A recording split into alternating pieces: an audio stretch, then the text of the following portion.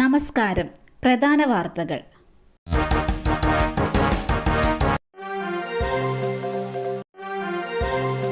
ആശാ വർക്കേഴ്സിന്റെ സമരവേദിയിൽ വീണ്ടും എത്തി സുരേഷ് ഗോപി.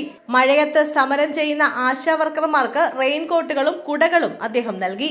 വിഷയവുമായി ബന്ധപ്പെട്ട് നാളെ ഡൽഹിയിലെത്തി കേന്ദ്രമന്ത്രി ജെ.പി. നദ്ദയെ കാണുമെന്നും ആവശ്യമെങ്കിൽ പ്രധാനമന്ത്രിയെ കാണുമെന്നും സുരേഷ് ഗോപി പറഞ്ഞു.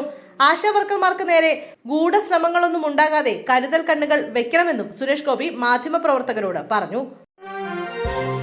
SSLC +2 പരീക്ഷകൾ നാളെ മുതൽ. വിദ്യാർത്ഥികൾക്ക് ആശംസകളുമായി മന്ത്രി.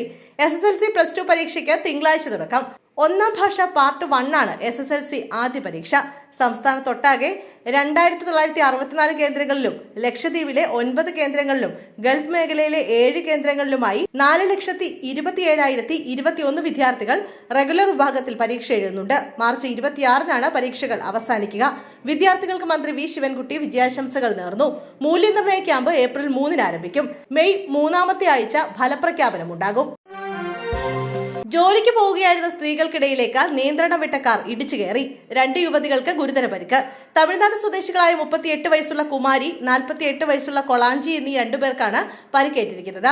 തൃശൂർ കുന്നംകുളം പോലീസ് സ്റ്റേഷന് സമീപം ഇന്ന് രാവിലെ 7 മണിയോടെയാണ് അപകടമുണ്ടായത്. ഇവർ ഈ പ്രദേശത്ത് കൂലിപ്പണിയെടുത്ത് ജീവിക്കുന്നവരാണ്. ജോലിക്കായി രാവിലെ പോകുമ്പോഴാണ് നിയന്ത്രണം വിട്ട വാഹനം ഇവർക്കിടയിലേക്ക് ഇടിച്ചു കയറിയത്. 2 പേരുടെയും പരിക്ക് ഗുരുതരമാണ്. ഇവരെ കുന്നംകുളത്തെ ദയാ ആശുപത്രിയിൽ പ്രവേശിപ്പിച്ചിരിക്കുകയാണ്. സംഭവ സ്ഥലത്തെത്തിയ പോലീസ് കാർ ഉൾപ്പെടെ കസ്റ്റഡിയിലെടുത്ത് അന്വേഷണം ആരംഭിച്ചു. ചോക്ലേറ്റിൽ ലഹരി കണ്ടെത്തിയ സംഭവം അന്വേഷണം ആരംഭിച്ച പോലീസ്. കോട്ടയത്ത് 4 വയസ്സുകാരൻ കഴിച്ച ചോക്ലേറ്റിൽ ലഹരി പദാർത്ഥം കണ്ടെത്തിയ സംഭവത്തിൽ പോലീസ് അന്വേഷണം ആരംഭിച്ചു. മണർക്കാട് SHO അനിൽകുമാറിന്റെ നേതൃത്വത്തിലുള്ള സംഘമാണ് അന്വേഷണം ആരംഭിച്ചിരിക്കുന്നത്. സംഭവത്തിൽ സ്കൂൾ അധികൃതരുടെ വിശദമായ മൊഴി ഇന്ന് രേഖപ്പെടുത്തും. കോട്ടയം വടമാതൂർ 7th ഡേ സ്കൂളിലാണ് സംഭവം ഉണ്ടായത്. ഇന്നലെ കുട്ടിയുടെ അമ്മ കോട്ടയം SP-ക്കും കളക്ടർക്കും പരാതി നൽകിയിരുന്നു. ഇസ്രയേലിൽ മലയാളി വെടിയേറ്റ് മരിച്ചു. 2 മലയാളികൾ ഇസ്രയേൽ ജയിലിൽ. തിരുവനന്തപുരം തുമ്പ സ്വദേശി ഗബ്രിയലാണ് മരിച്ചത്. സന്ദർശക വിസയിൽ ജോർദാനിലെത്തിയതാണ് ഗബ്രിയൽ. തലയ്ക്ക് വെടിയേറ്റാണ് മരണം. വെടിയേറ്റ് മറ്റൊരാൾ തിരികെ നാട്ടിലെത്തി. മേനംകുളം സ്വദേശി എഡിസനാണ് നാട്ടിലെത്തിയത്. ജോർദാനിലാണ് ഇവർ ആദ്യം എത്തിയത്. ഇവിടെ നിന്ന് ഇസ്രയേലിലേക്ക് കടക്കുന്നതിനിടെയാണ് വെടിയേറ്റത്. 4 പേരാണ് സംഘത്തിലുണ്ടായിരുന്നത്. മറ്റു 2 മലയാളികൾ ഇസ്രയേൽ ജയിലിലാണെന്നാണ് വിവരം. സംഘം ഇസ്രയേലിലേക്ക് കടക്കുന്നത് തടയാൻ ജോർദാൻ സൈന്യം ശ്രമിക്കവേ ഇവർ പാറക്കെട്ടുകൾക്കിടയിൽ ഒളിക്കുകയും തുടർന്ന് സൈന്യം വെടിവെക്കുകയുമായിരുന്നു. കാട്ടുപന്നിയുടെ കുത്തേറ്റ് കർഷകൻ മരിച്ചു. രാവിലെ കൃഷിയിടത്തിലേക്ക് പോയ കർഷകൻ കാട്ടുപന്നിയുടെ കുത്തേറ്റ് മരിച്ചു.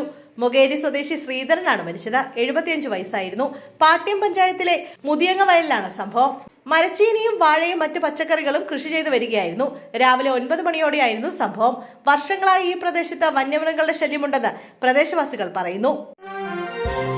വലിയ അബദ്ധമൊന്നും പറഞ്ഞിട്ടില്ല. തരൂരിനെ കണ്ണിനെ കൃഷ്ണമണി പോലെ സംരക്ഷിക്കുമെന്ന് കെ സുധാകരൻ. തരൂർ മാറ്റിപ്പറയാനും തിരുത്താനും തയ്യാറായതിനെ സ്വാഗതം ചെയ്യുന്നു. വലിയ അബദ്ധമൊന്നും ശശി തരൂരിന് പറ്റിയിട്ടില്ലെന്നും പറഞ്ഞതിലെല്ലാം അദ്ദേഹം വ്യക്തത വരുത്തിയിട്ടുണ്ടെന്നും തരൂരിന്റെ വലിയ മനസ്സിന് നന്ദിയെന്നും കെ സുധാകരൻ പറഞ്ഞു. ഞങ്ങൾ ഒരമ്മ പെറ്റ മക്കളെ പോലെയാണ്. ഒരു കാരണവശാലും മുല്ലപ്പള്ളിയെ കൈവിടില്ല. ഇടത് സർക്കാരിനെ താഴെ ഇറക്കാൻ ഒരു മുട്ടുസൂചി ആയുധമാക്കേണ്ടി വന്നാൽ അതും ചെയ്യും.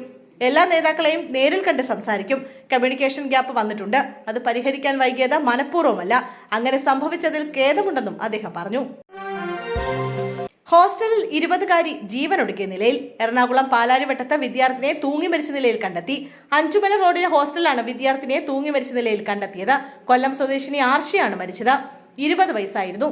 കൊച്ചിയിൽ അയാട്ട കോഴ്സിന് പഠിക്കുകയായിരുന്നു ആർഷ. പാലാരിവട്ടം പോലീസ് സ്ഥലത്തെത്തി ഇൻക്വസ്റ്റ് നടപടികൾ സ്വീകരിച്ചു. വിദ്യാർത്ഥികൾ പഠിച്ചിരുന്ന സ്കൂളിൽ പരീക്ഷ നടത്തിയാൽ പ്രതിഷേധമുണ്ടാകും. പരീക്ഷാ കേന്ദ്രം മാറ്റാൻ പോലീസ്.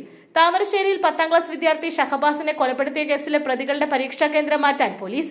ജുവനൈൽ ഹോമിനടുത്ത കേന്ദ്രങ്ങളിൽ പരീക്ഷയ്ക്കുള്ള സജ്ജീകരണം ഒരുക്കാനാണ് തീരുമാനം. ഇക്കാര്യം ചൂണ്ടിക്കാട്ടി പരീക്ഷാ ഭവൻ സെക്രട്ടറിക്കും ജില്ലാ കളക്ടർക്കും അന്വേഷണ ഉദ്യോഗസ്ഥർ കത്ത് നൽകി.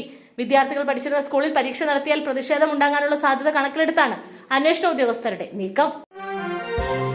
അടുത്ത 3 മണിക്കൂറിൽ കൂടുതൽ ജില്ലകളിൽ മഴയ്ക്ക് സാധ്യതയെന്ന് കേന്ദ്ര കാലാവസ്ഥാ വകുപ്പ്.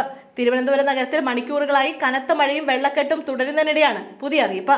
അടുത്ത 3 മണിക്കൂറിൽ തിരുവനന്തപുരം, എറണാകുളം, മലപ്പുറം എന്നീ ജില്ലകളിൽ ഒറ്റപ്പെട്ട ഇടങ്ങളിൽ ഇടിമിന്നലോട് കൂടിയ നേരിയ ഇടത്തരം മഴയ്ക്ക് സാധ്യതയെന്നാണ് അറിയിപ്പ്.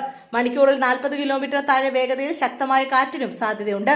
കൊല്ലം, പത്തനംതിട്ട, ആലപ്പുഴ, കോട്ടയം, ഇടുക്കി ജില്ലകളിൽ ഒറ്റപ്പെട്ട ഇടങ്ങളിൽ നേരിയ മഴയ്ക്കും സാധ്യതയുണ്ടെന്ന് കേന്ദ്ര കാലാവസ്ഥാ വകുപ്പ് അറിയിച്ചു.